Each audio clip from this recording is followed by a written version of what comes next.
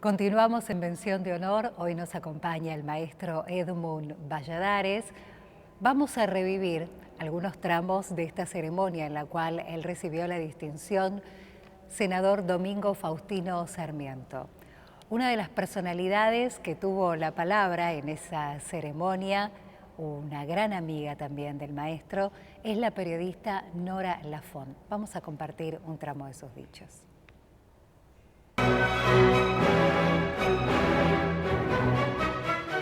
Y a través de artistas como Edmund, nosotros empezamos a mirar la patria grande, a saber que con los que nos teníamos que conectar en el cine, en la pintura, en todas las artes, era con nuestros hermanos que le había costado tanto empezar a mirarlos y a reconocerlos como eso, como hermanos verdaderos. Yo quiero decir que es uno de los artistas más casi enciclopédicos en su manera de ingresar al arte en todas sus manifestaciones, la escultura, la plástica, la dirección cinematográfica, pero sobre todo es un hombre sensible, amoroso, que ama a su familia, que acompaña a sus amigos y de una modestia que realmente uno a veces no puede comprender cómo puede ser tanta modestia sincera en una sola persona. Tal vez es su generosidad la que ha transmitido en su obra, esa obra magnífica que involucra a tantos grandes a los cuales él le rinde homenaje precisamente porque él también lo es, aunque a veces no se dé cuenta.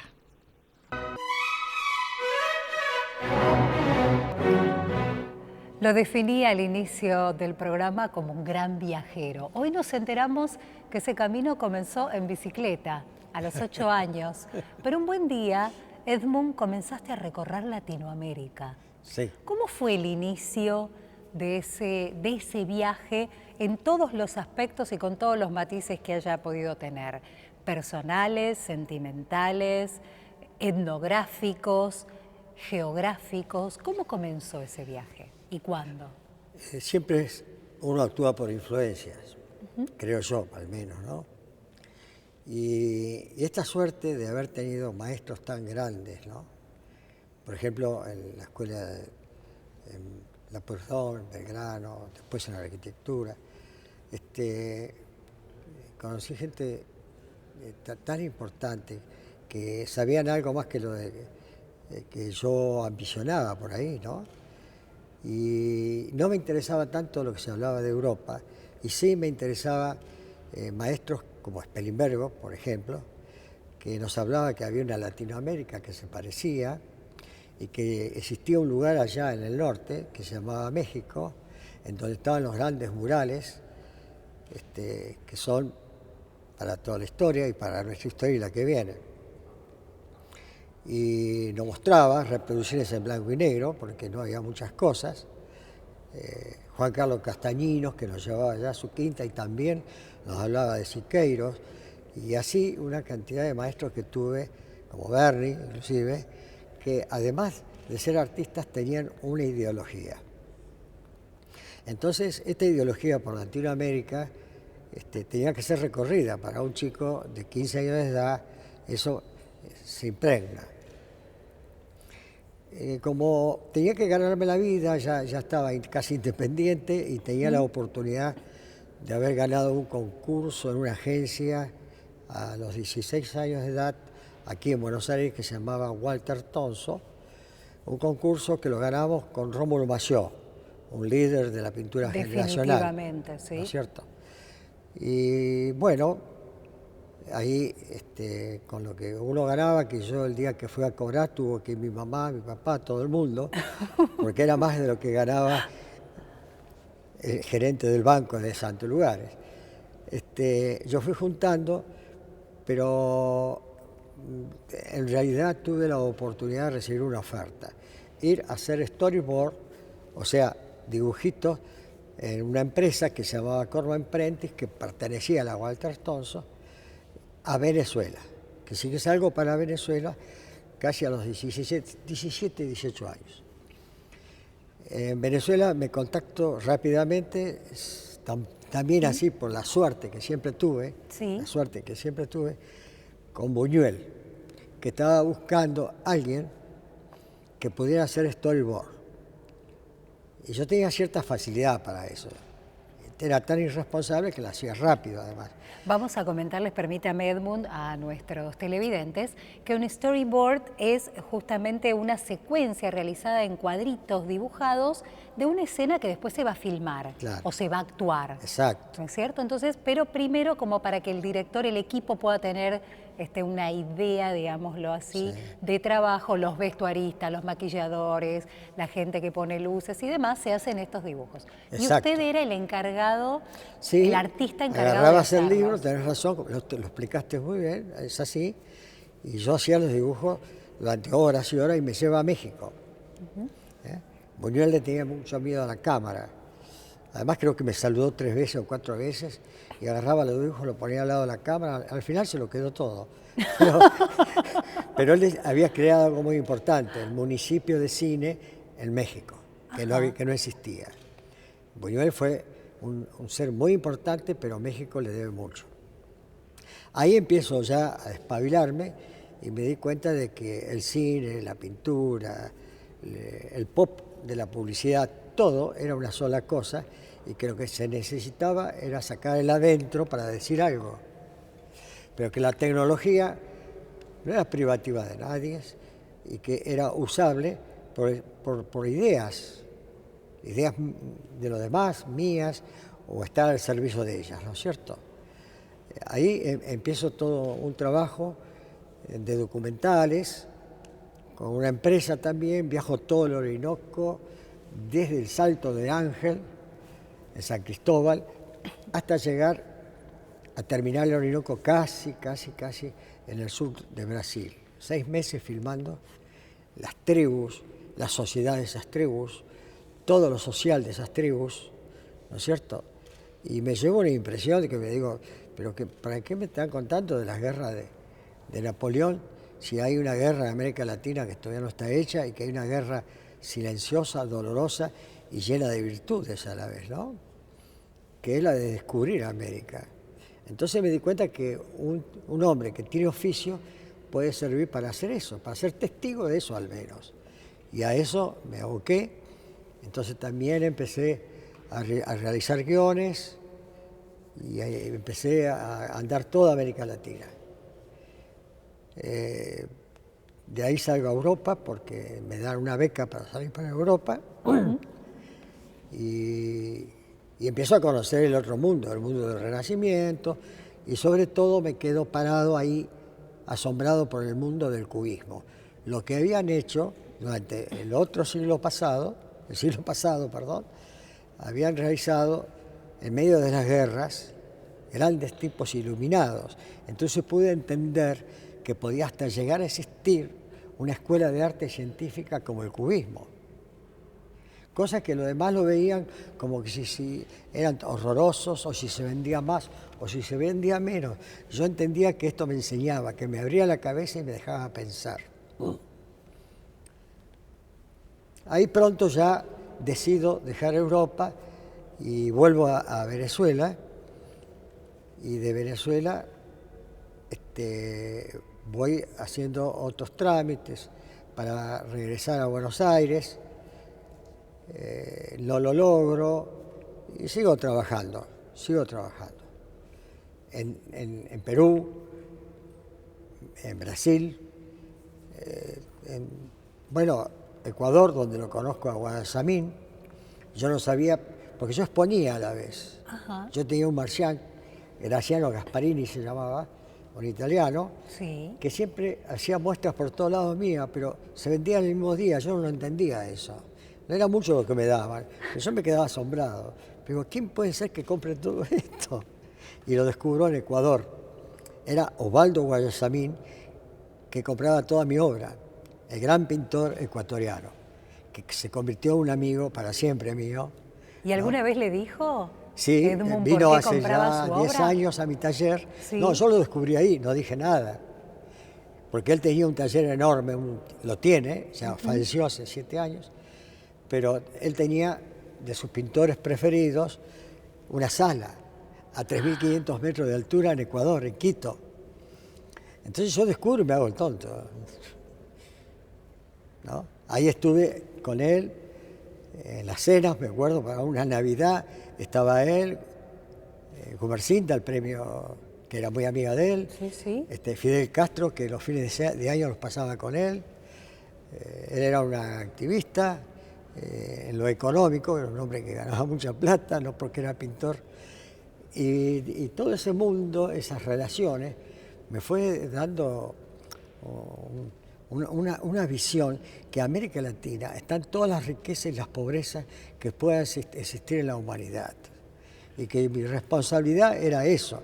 Yo venía de hogares pobres y que yo no podía traicionar porque pintaba o porque hiciera cine o porque escribiera eso, que yo tenía que servir únicamente para eso.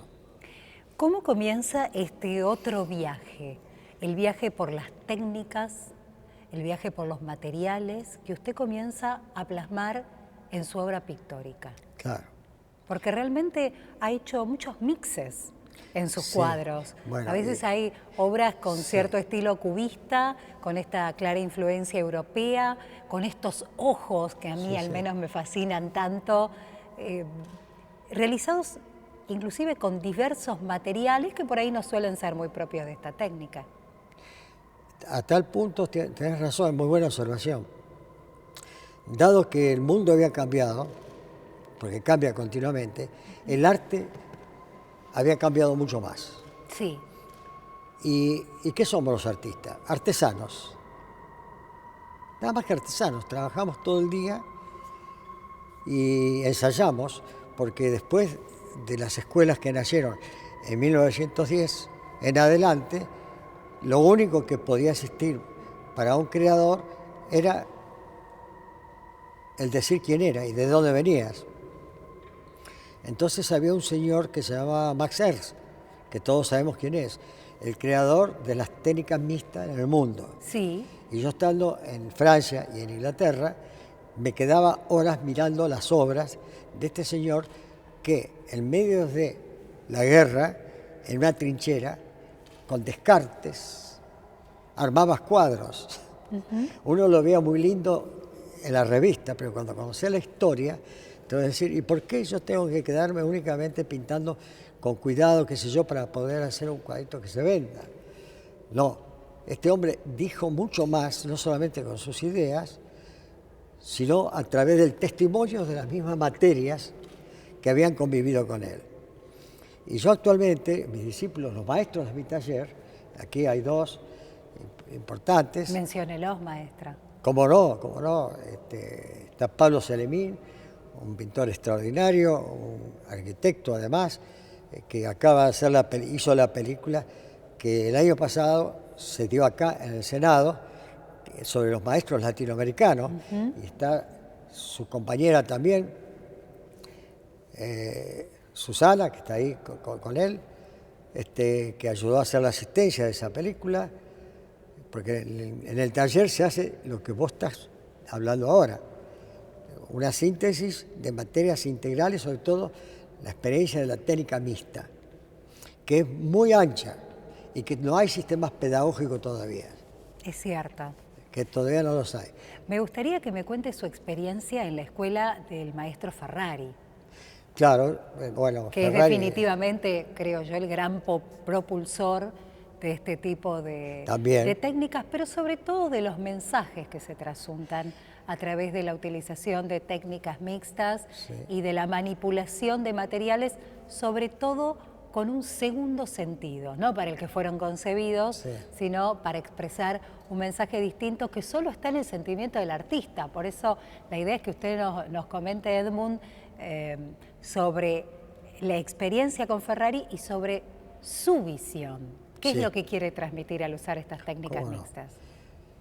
Empiezo por el final. La visión de uno es la visión de todos. Uno aprende y realmente es poco lo que uno inserta, salvo la pasión que uno tenga por eso que cree.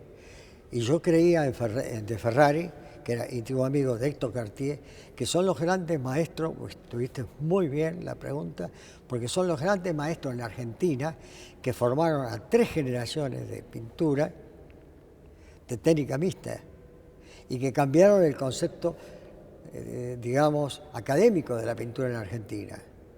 Fueron discípulos de ellos personalidades como Lepar, por ejemplo, que se pasó a la abstracción. En fin, esto era el maestro que a uno lo iban dando por su gran experiencia, sobre todo de Ferrari, era un gran muralista. Sí. Entonces, para hacer, primero, antes de dibujar, tenés que saber que el albañil lo hace mejor que vos a la mezcla, porque el mural se hace con mezcla, ¿no es cierto? Y entintarlo, y después ve cómo se fragúa. Y Cartier con los conceptos que tenía del desarrollo, de la necesidad también de tener nuevos sistemas pedagógicos para lo que es la pintura, porque lo académico ya se sabía. Después de Picasso, después de Juan Gris, esa gente que hicieron nuevos lenguajes, tenía que haber distintos programas, distintos alfabetos para poder enseñar. Y nosotros, y gracias a esto Cartier, armamos un sistema de pentagramal que hoy dirige Pablo Celemín en el taller de ahí de Belgrano. Edmund, todo artista quiere, necesita, desea, trabaja en muchas oportunidades por el reconocimiento. ¿No había cierto temor de no ser comprendido? Ya que no había un código común para estas técnicas mixtas, en este deseo de transmitir este mensaje latinoamericano. ¿Nunca lo asaltó el temor de no ser reconocido, no ser comprendido y por ende no tener el seguimiento esperado? Mira, yo tengo que ser sincero con vos. No hay un solo ser humano que no tenga ego. Y un tipo, un petizo como yo, un bajito, tiene más ego que nadie. Pero en realidad no lo puse ahí. Lo puse dentro de la formación que me habían dado. Mira, hay que hacer. Bien. Hay que trabajar. Hay que investigar lo que se hace. ¿No es cierto? Y ahí se te va la vida. A mí se me fue la vida ahí, en eso. Ahora la estoy disfrutando porque tengo 7 nietos, amigos por todos lados, familia grande, 3 hijos extraordinarios, que también es obra de esta didáctica, digamos, ¿no? Mi hijo mayor es director de la Cruz Roja Internacional, es un abogado internacionalista que está en Brasil. Heredó también la cosa latinoamericana, una hija que es oncóloga y que está trabajando en este momento en Roma, y después una hija, perdóname que pase el aviso, por favor, una hija que es músico, directora del coro nacional, y que hizo todo lo que se dio ahora en el Luna Park, con 6.000 chicos que trajeron del mundo. O sea que ya ves que a través mío y a través de lo que recibí, se sigue transmitiendo. Son 3 viajeros también. Sí, no viven acá, viajan, vienen.